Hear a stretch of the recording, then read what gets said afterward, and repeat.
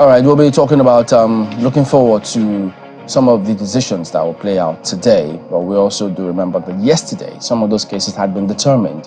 That of Ogun was reserved, Akwa Ibom was affirmed, the governor was affirmed as governor. So some of the other states that will play now today, let's have a list, look at those lists again today. So we're expecting decisions to be made on Abia, Kano, Lagos, Zamfara, Bauchi, Nasarawa, and probably Ebonyi, Cross River, Plateau. So all of these states will get a decision today from the Supreme Court as to whether or not they've got to call for the removal vans or they would go on. So the fate of those state governors hang in the balance today. But we've got a senior advocate of Nigeria here with us to talk us through, for instance, does what happens in the court of public opinion affect you? Is the court really the last hope of the common man? What should we expect? What should we not expect? So, what about the cases that even were determined yesterday and previously? Any lessons from those? Do you have an idea of what to expect today? So, he's here with us this morning, Mr. Chukwuma. Good morning, and thank you for coming on today. Thank you very much. Happy New Year to you. Good to see you again. Thank you very much. I'm happy to be here. It's very easy to forget that it's January, you know. Still very early in the year, you know, in the month of January. Time flies. It's already the 12th day of January. But some of these governors, their heart is beating really fast now because they don't know. I mean, some of the dailies are talking about fasting and prayers. But wait a minute, Mr. Machukume, when they consult lawyers, and then, I mean, how do lawyers feel in this case? Do they panic as well as their clients? Or do they just say, well, we'll just argue our case based on the points of law, and that's it, maintain our demeanor? I'm not too sure it will be that way. The counsel must always be with the heartbeat of his client. But in any case, while he will be attached to the course of action of his client, professionally, he must be also detached, so that he doesn't take steps that will be professionally, that will be unprofessional. So he's for the society, he's for the court, he's also for his client. While he argues the case of his client tenaciously, he makes sure he doesn't step the bounds. So that's the work of the lawyer. We're going to play you the piece of a certain Dr. Umar Ardo. I know we played it a while ago, but I'm not sure you heard it. So we'll go back to that. We'll go to that again because when you were talking about a client must be with the heartbeat of, the lawyer, counsel must be in the heartbeat of his client, while also ensuring that he doesn't make any professional mistake. So we have his conduct. Of his conduct. We have in order to favor his client. Exactly. Now we have this candidate on the record. He was the SDP governorship candidate. He had a complaint about his lawyer concerning his own case. Here's what he said. We'll actually listen to it.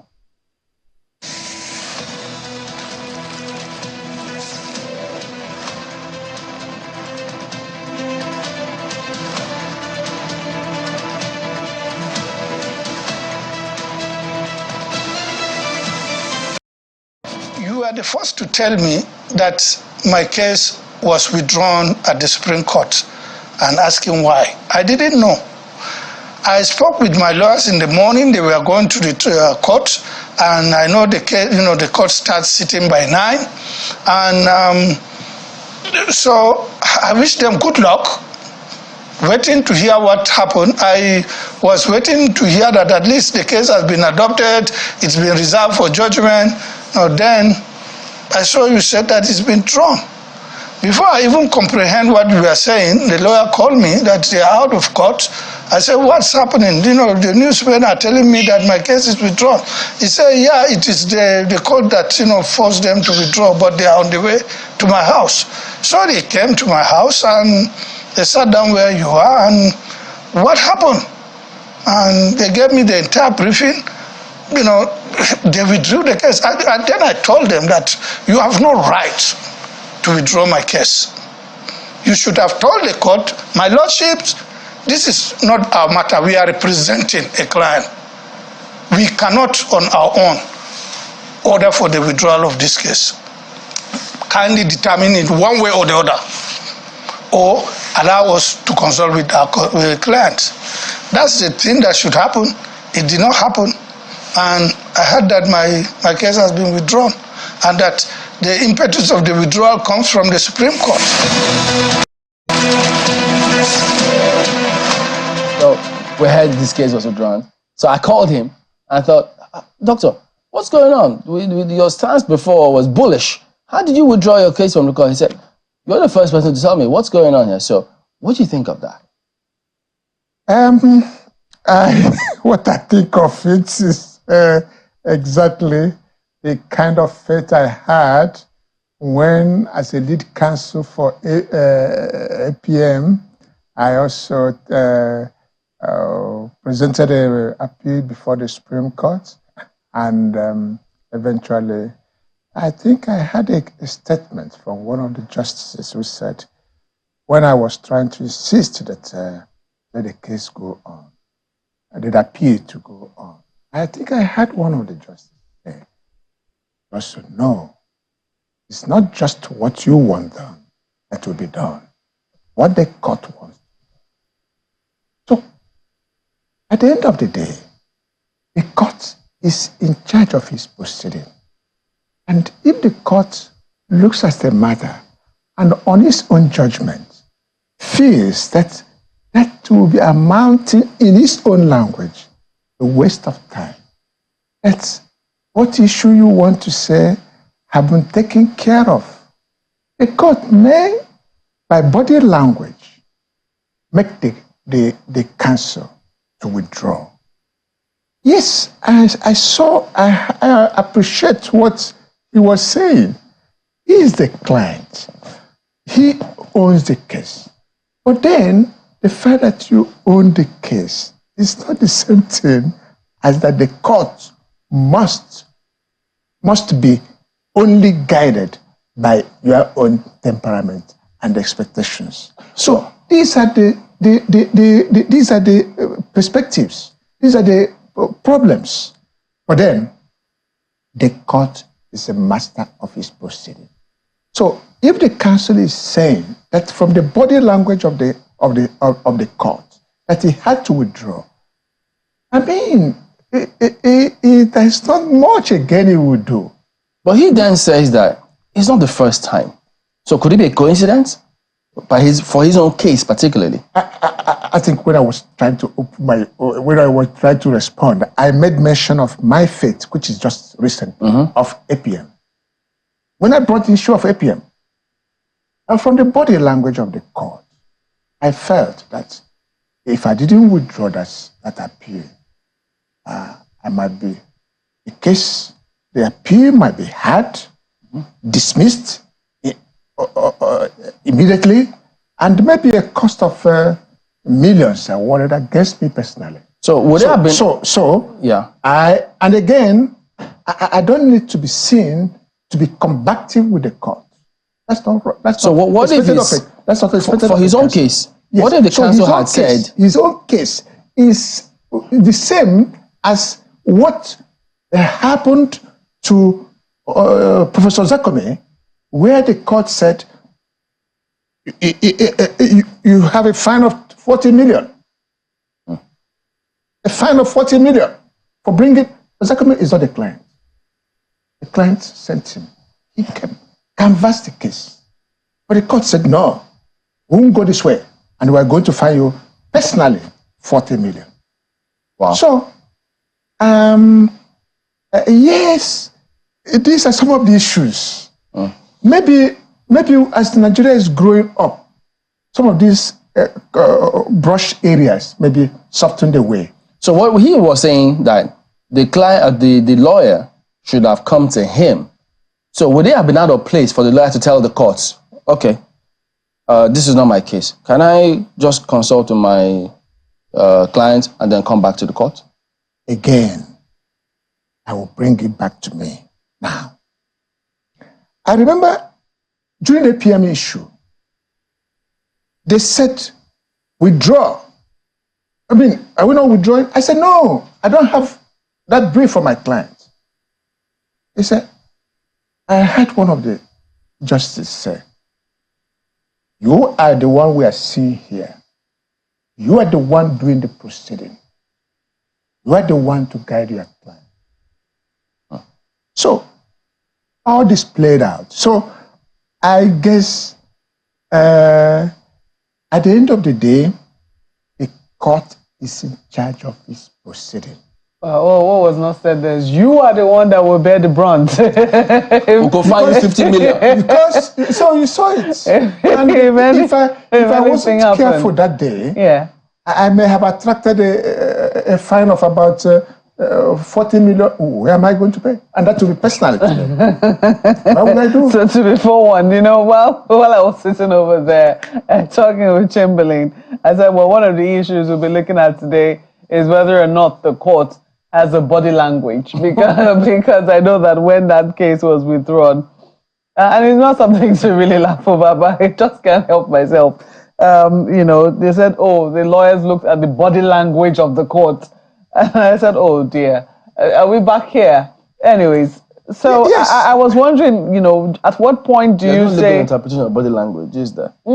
No legal interpretation for body language. For body language or mood.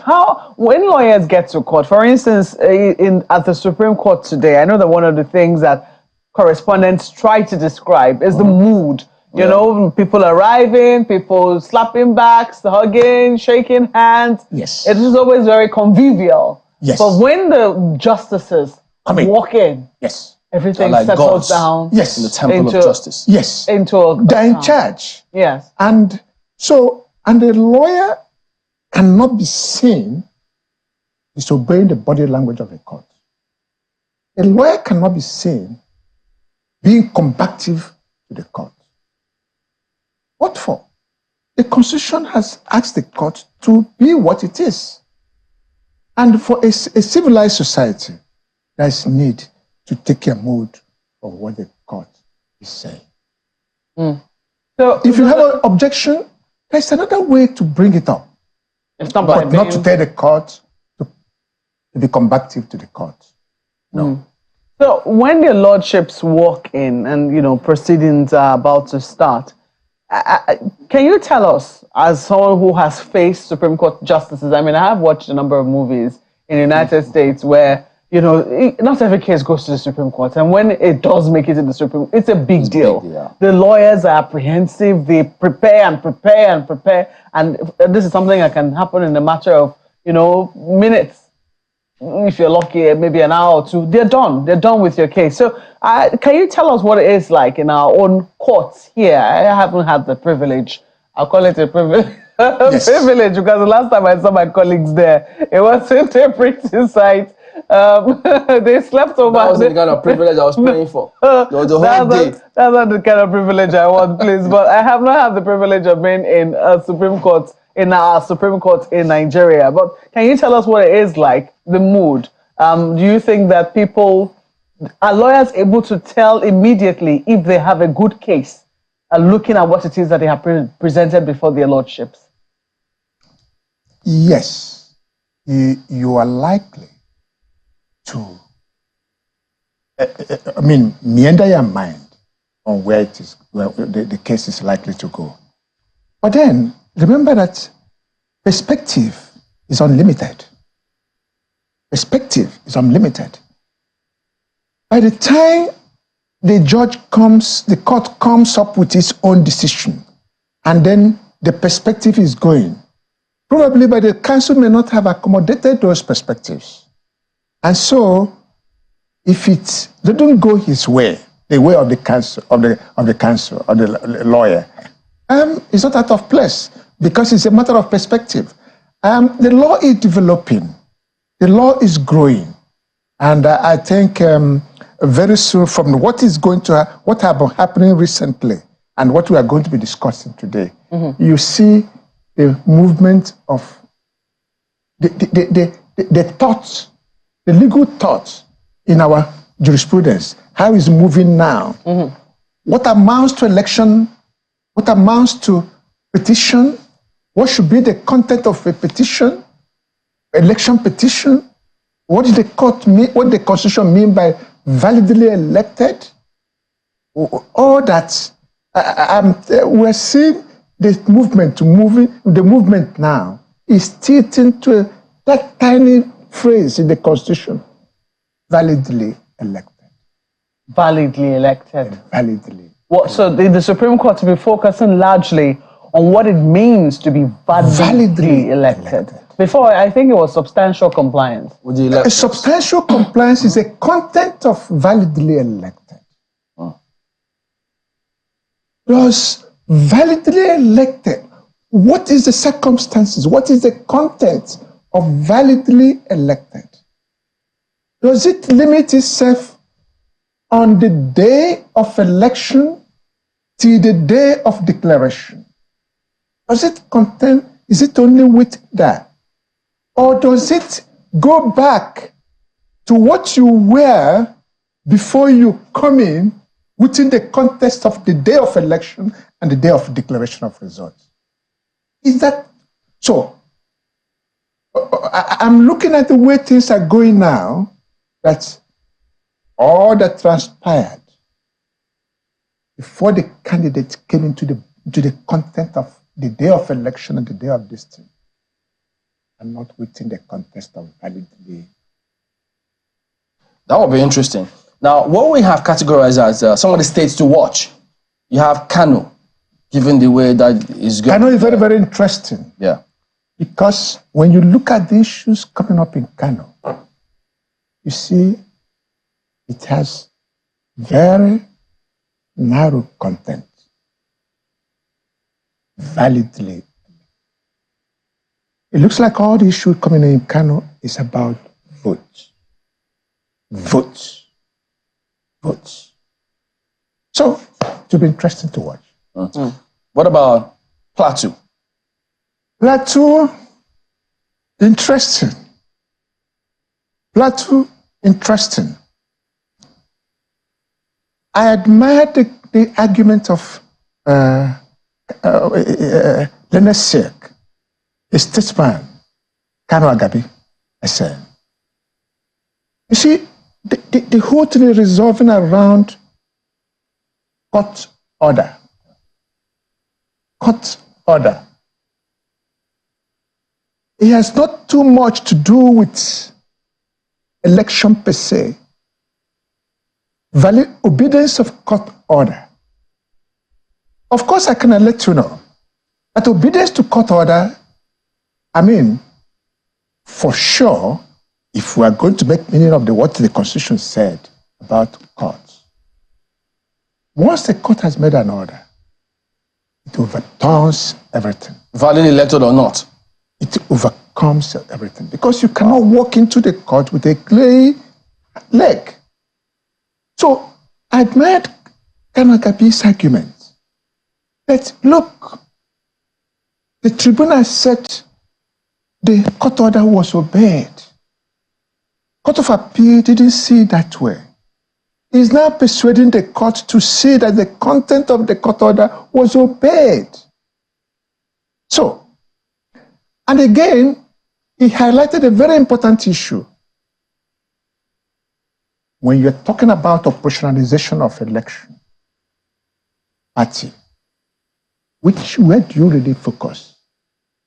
The law is that state chapters, their idiosyncrasies and actions in election matter doesn't really come in. What comes in is the action of the national executive. That's what the law recognizes. And that is why when you see, when the law said for the party to invite INEC to watch its primary or all that, it didn't say the state executive. It said, you, the party, the national chairman, we write to INEC, national chairman, and the secretary. We write to INEC, not the state chapter. So we will see how those two will play out today. Yes. It's interesting that you talk about that. I had a follow-up to that particular one, but somehow it skipped my mind now. But let me take you back, because for any case to have reached this level, it means that it's been through the tribunal and through the Court of Appeal. the tribunal, for some of the governors, they maybe won at tribunal, lost a court of appeal, or lost at tribunal, won at court of appeal, but their opponent is not satisfied and has brought them to the Supreme Court. So in some instances is that they have won, won, lost one, and the Supreme Court now has the final say. In other instances, it is that they have not even won anyone at all. Yes, Kano. Take a look at Kano. And there are those who say, look, the chances, I don't know if it's something that lawyers also take into cognizance when they want to, take a case up to the Supreme Court. Does it matter when you have lost a case at court of first instance, court of second instance? Do they usually bring that into consideration when they're going to the Supreme Court? Of course they do. But do not forget to remember that Section 233, subsection 2, bestowed appellant jurisdiction on election matter, on a governorship election matter, to the Supreme Court. The Constitution has a reason why it created that appellant jurisdiction on the Supreme Court. So the Constitution didn't say, unless you win at tribunal and lost at the Court of Appeal, or you lost at the tribunal, or you lost at the tribunal and win at the Court of Appeal. It didn't say that. The Constitution also says things that you could have lost in the two, and the Supreme Court might, after looking into the record, of course, on a good day, if you have lost at the two courts, for you to move to Supreme Court, you have to satisfy the court that there is a cogent reason, that there is a substantial reason which these two courts failed to see and which you want the Supreme Court to see. That is in ordinary civil matters and other matters. But when it comes to election matters, that showing reason why seem not to be involved therein. Because it's an election issue, and the election matter, you need to allow the party to exhaust its opportunities to be had. So, having lost at the two courts, who does not in any way be an impediment for an appellant to move to Supreme Court and still presents his matter. I wasn't looking at it as an impediment, but I was looking at the chances, which is usually what I think lawyers look at sometimes. Yes, the chances are, because if you look at the issue of Kano, take for instance the argument of Mahmoud. The argument of Mahmoud, brilliant one. He said, look, those votes you are talking about, we are the regulatory body, we are the body that is meant to, and we have owned them up. We have owned them up. The 1-2-something votes we are talking about, we have owned them up. It's now it's our own. And then you look at the argument of Olani Beku for the governor, who said, you can't punish my client for the mistake of numbering at the regulatory body. So these are the issues that will come up. Very interesting argument that the lawyers have canvassed. But just before, I said this is a very interesting argument that the lawyers have canvassed, and I know that lawyers will be particularly excited today with what is happening at the Supreme Court. But let me quickly take you up, because this issue of plateau is very sensitive, in the sense that a lot of legislators whose cases end at the Court of Appeal have lost their seats. And so it was seen that it is going to be a very tricky one, whichever way the Supreme Court rules. If indeed the governor is kept in office today, preserved by the judgment of the Supreme Court, some people will say, hasn't there been a miscarriage of justice for those at the level of the Court of Appeal? I would let it along that. But then, there is this statement. No need of running when we are in the wrong direction. No need of running when we are in the wrong direction. Yes, the fate of those legislators, about I think 6 of them, there were 6. 3 escaped. 3 lost on the issue of court order. On this issue of court order. So I wouldn't know.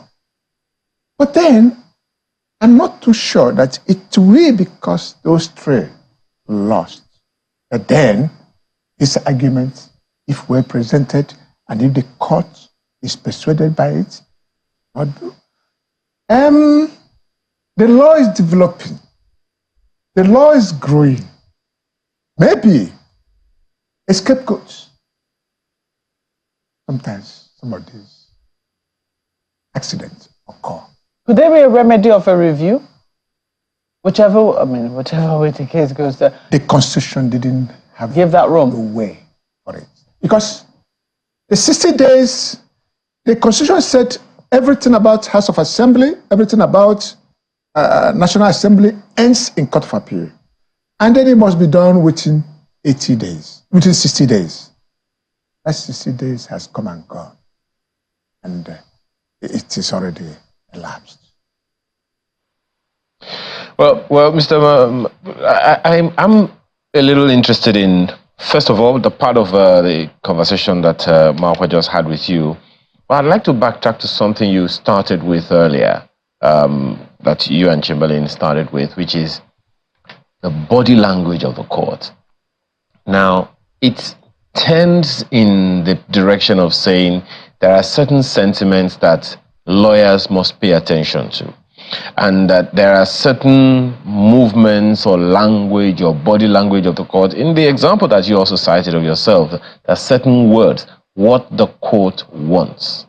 And then all of it comes back to one thing to me: perception of the people. At the end of the day, it is how people perceive the decisions of the Supreme Court that they go with, that they will tell everybody.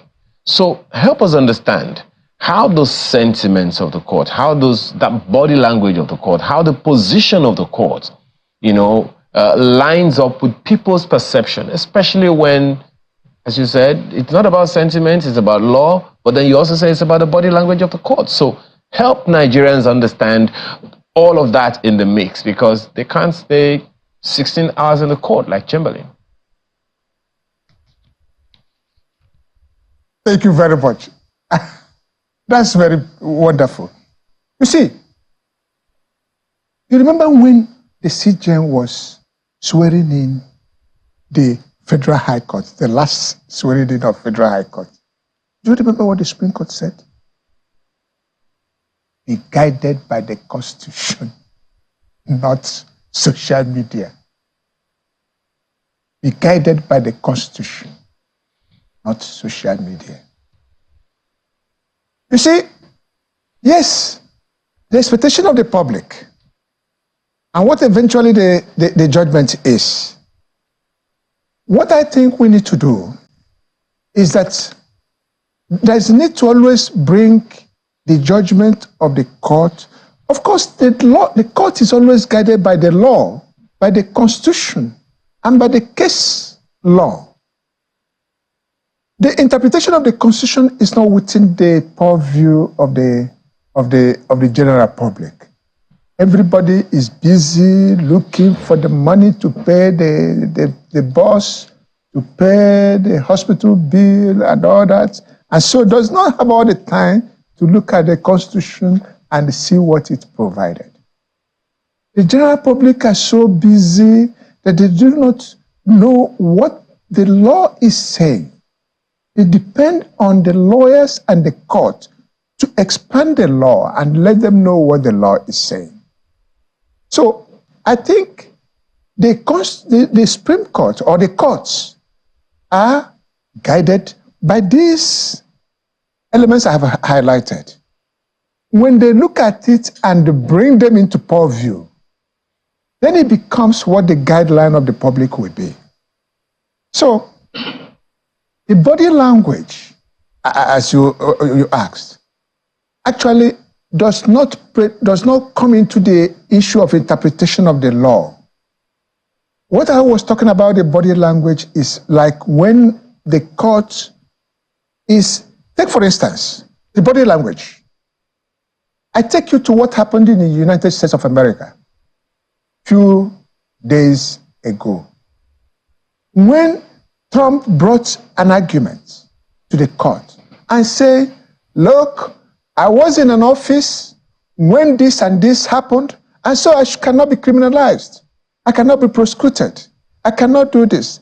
The court now asked, are you saying, one of the justices said, are you saying when a president kills an opponent while in office, we should let him go because he was in an office?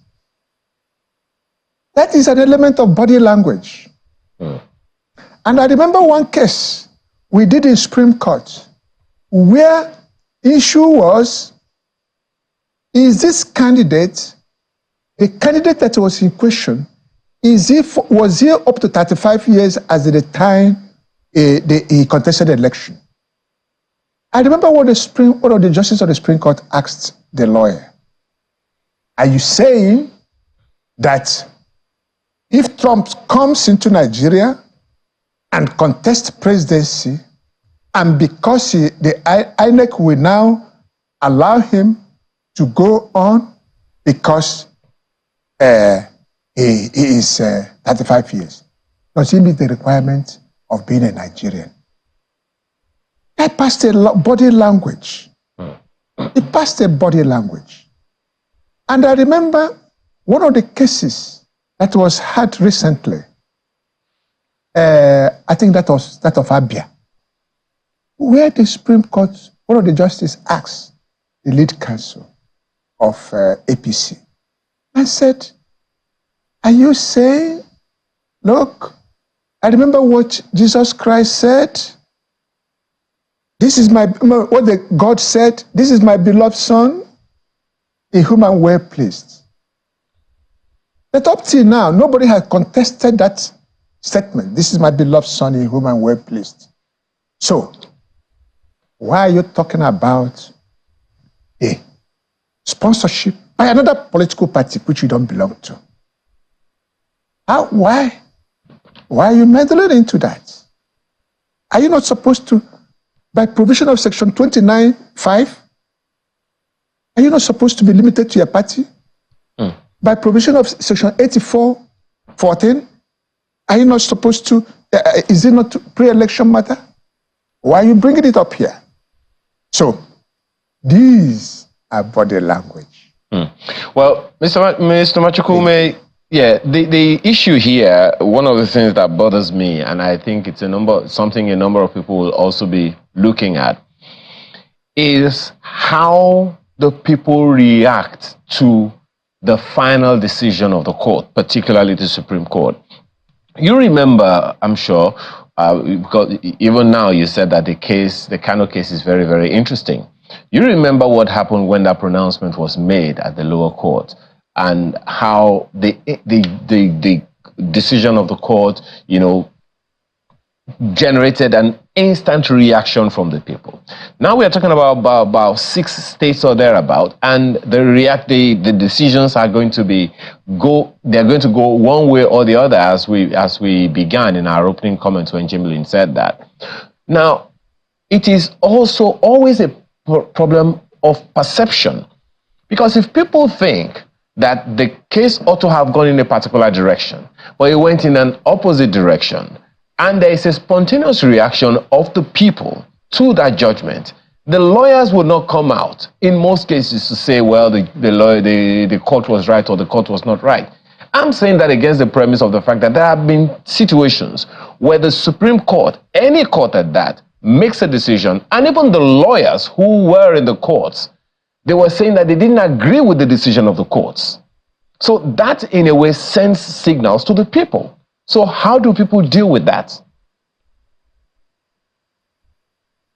Yes, I agree with you.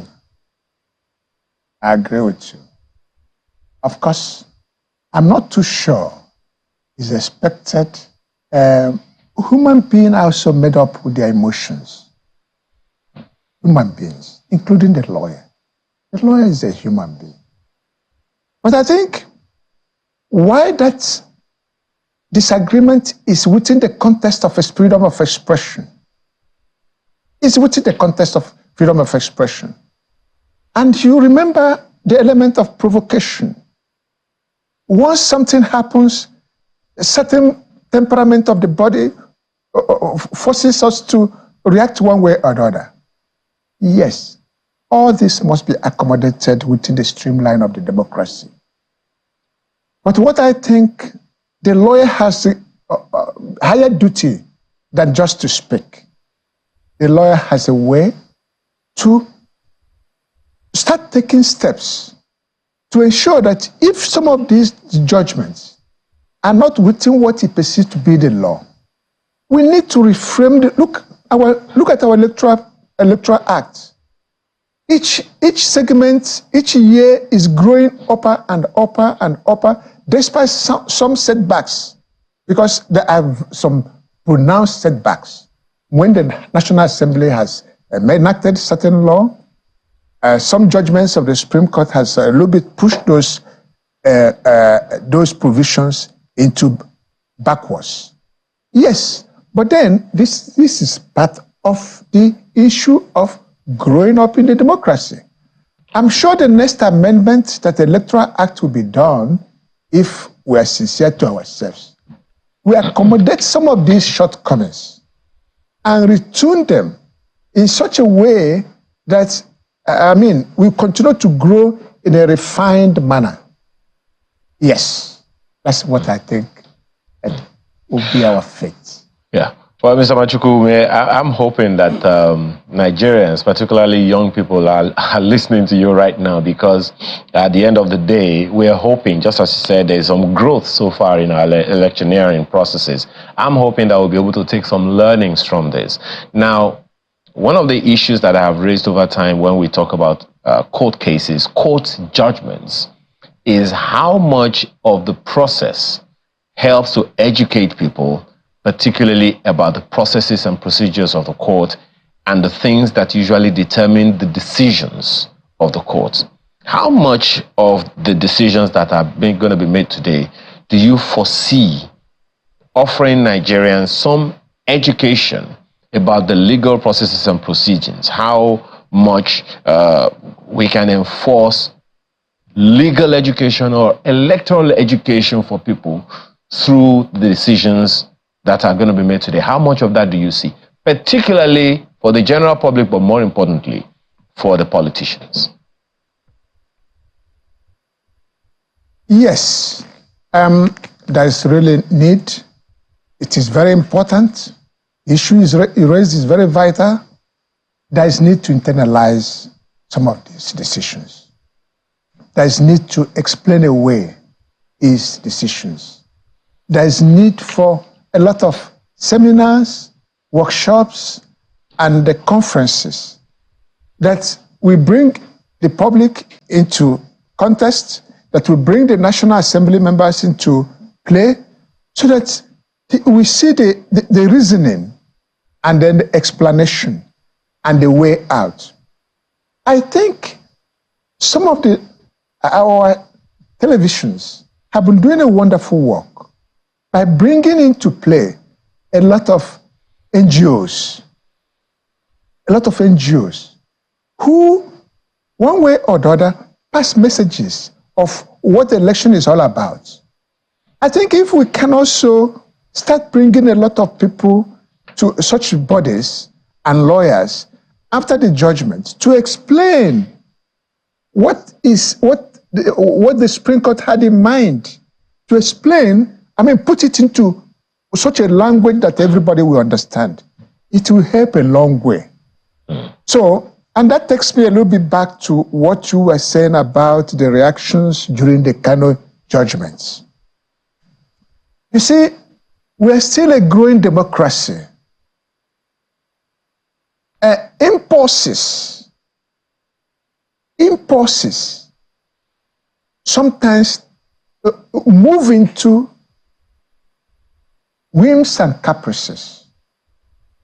Whims and caprices is a a vice on those that occupy offices.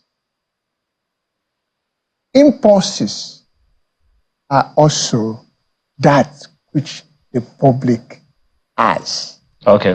Which is not always the best.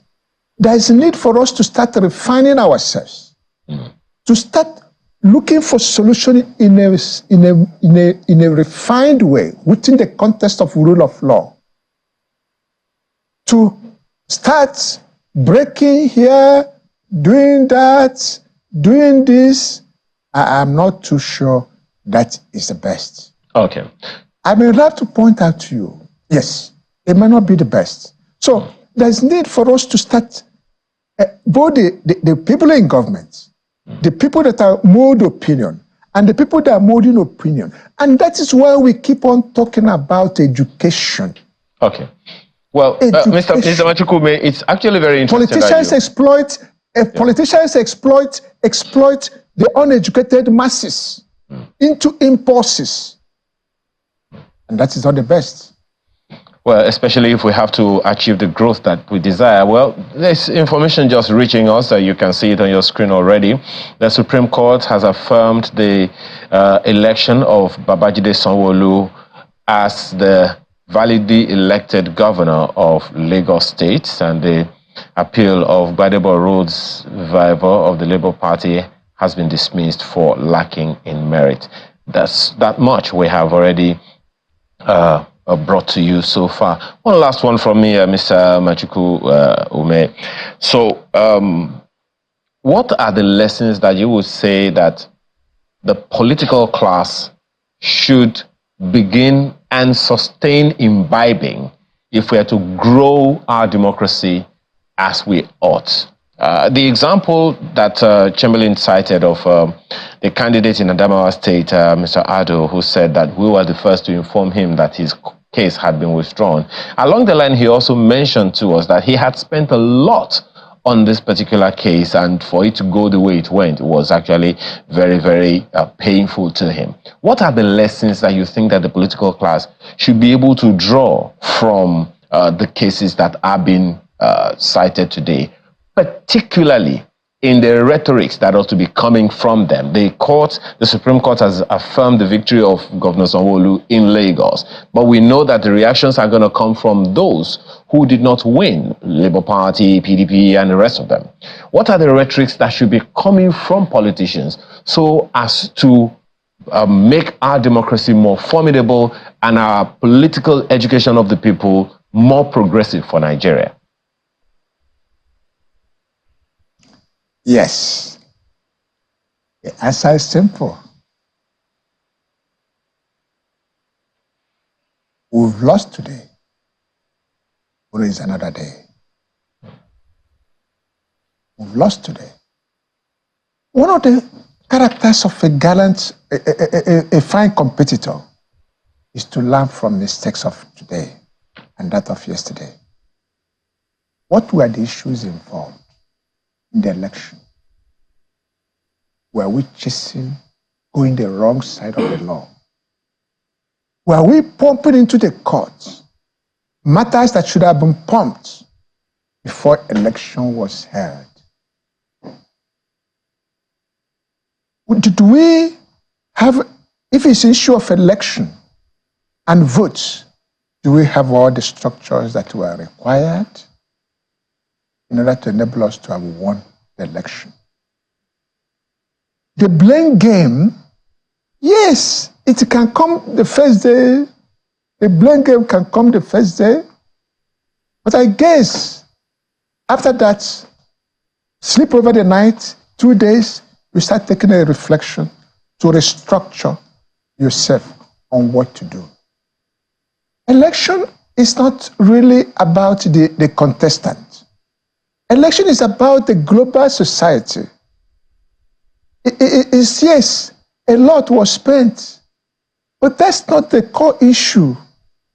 The core issue is how was the society carried along in order to elevate the society to a level where the next election, some of these few rough sides we must have weathered away.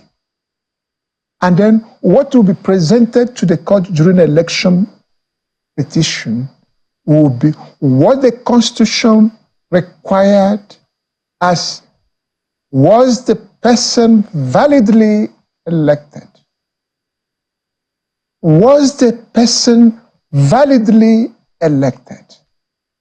What is the content of validly elected? So the contestant today who lost need to, from beginning for 2027, start thinking, if I'm going back to the field, do I know what is the content of validly elected?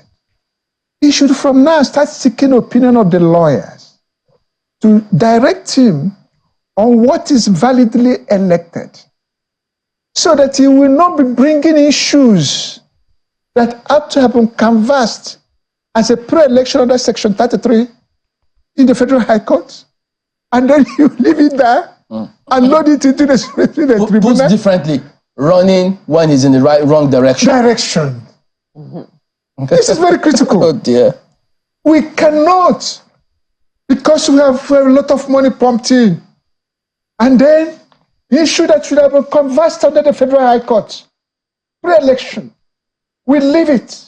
And won't do them. So, Mr. Machukwuma, talk to us about Lagos. I mean, in the petition there, they were trying to find, the PDP and Labour Party were arguing that there were irregularities, they did not comply with the provisions of the Electoral Act, and that the Deputy Governor was not qualified to vie in that election. That was what they were seeking.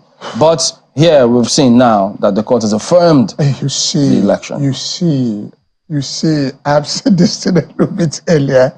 If you look at the section 285(2),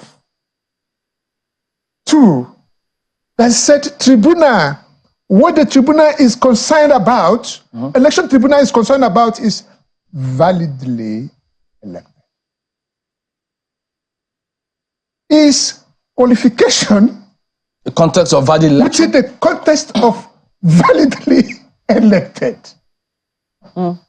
Is it? More information coming in now from our correspondent who is in the court and who has broken this. She says that the full decision of the court is still being read, is still being delivered, but the declaration has been made that the Lagos State Governor Sanwo-Olu's election has been affirmed by the Supreme Court of Nigeria. She says it's a unanimous decision by all the justices present in the court. So for you, looking at what it is that they have presented, what the opponent, what the Labour Party candidate, Gbadebo Rhodes Vival, had presented before the court of law, contesting the citizenship or contesting the qualification of the Deputy Governor, Obafemi Hamzat, to be a part of that particular ticket, and also the fact that they're talking about non-compliance with the Electoral Act. What do you think that the Supreme Court has seen here that has, made them dismiss the appeal of the Labour Party candidate? Yes. Issue of the Deputy Governor. Issue of the qualification of the governor, whether he has WAEC or not. The question now is, maybe the Supreme Court was looking at, I have not seen the judgment. So, maybe the Supreme Court is looking at, and if you see the preponderance of judgment that have been delivered of recent and all this while, it looks like, be it constitutional provision, be it Electoral Act, qualifications seem to be moving to pre-election matter. Qualification seem to be moving to pre-election matter. It wasn't like that before. There happened a judgment where the Supreme Court said, it belongs to either way. Either way. But then the process is growing. I'm seeing that if you look at the provision of the Electoral Act, you see, before, in 2010, the Electoral Act said, if you are, it was all commerce. Any person can come in and challenge the qualification of a person, of a candidate. That has been watered down. If you do that, you're a meddlesome interloper. Yes, you must have come within the context of Section 29 1985. You must be a member of that party. You must also come either within the context of Section 84(14), which a little bit expanded it. But then, for you to do that, you must go to Federal High Court. I'm sure. If you look at the provision of the Constitution, the Supreme Court is sitting on appeal from the election tribunal that went to the Court of Appeal that came to it. So, was election tribunal qualified to deal with the issue of qualification? Is it within the context of validly elected? Very big question. And because again, of course, the three things mentioned is governor, deputy governor, and the substantial compliance. I'm thinking that for you to go to election tribunal these days, it looks some of the few things you have to do. The core issue you have to do has to do with was election within the compliance of the substantial compliance. And I appreciate that the grounds of petition as stipulated in the Electoral Act includes qualification, whether the person forged or whether the person is qualified. Okay, just to add that we understand that it's not over yet, that the court is still going to be delivering judgment, because that was given in the case of the APC and the Labour Party. We understand up next is that of the PDP and its governorship candidate Abdulaziz Adediran against Babajide Sanwo-Olu of Lagos. And we understand that Justice Adamu Jauro is reading the judgment. So that judgment is also ready. That of Lagos, beg your pardon, of the governor of Lagos and the APC versus Labour Party and its candidate as well has just been delivered. Lagos State and APC? No. The Lagos State governor, that's the Lagos State governor, Babajide Sanwo-Olu, and the APC. Yes. Versus the Labour Party candidate is what has been delivered. No, the other way around. Okay. Because Labour I think Party. the person that appeared is Labour Party. Labour Party. And this candidate, viable. Okay. That's the person that the order is very important. Yes, that's the person that appeared. Okay. Because I guess the current governor won at the tribunal and also at the Court of Appeal. So the person to now raise the appeal is Gbadebo Road. Road Survival. Yeah, well, the point I was just trying to make is that there are two separate cases against the Lagos State governor. Yes. So that of the Labour Party has been delivered. We're waiting for that of the PDP candidate, Babajide, beg your pardon, Abdulaziz Adediran. Yes, his name is also Babajide as well. Okay. Against Sanwo-Olu, Babajide Sanwo-Olu of Lagos State. So we understand that judgment is currently being read by Justice Adamu Jauro. Do you think that scale one and maybe be tripped by the other? Is it a possibility? I guess I didn't have the full facts now. But I guess it's the same panel that looked into the two. In a good day, two different panels for an election that happened on the same day. Two different panels may not likely hear it because different judgments may pass on. But it's not the same thing.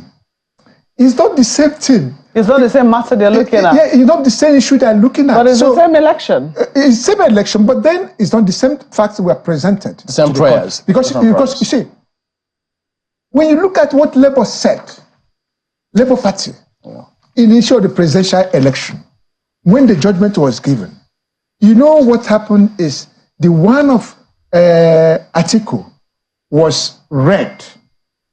And when it came to that of Labour, the court said, the issues are the same, and that, and what we said in PDP, Atiku and PDP, is the same thing. You saw the reaction of Labour. Labour fired back and highlighted a lot of brilliant points. Look, we're not the same. Our P number are not the same. And the issues presented are not the same. So, how would you cluster us together? We're not on the same base.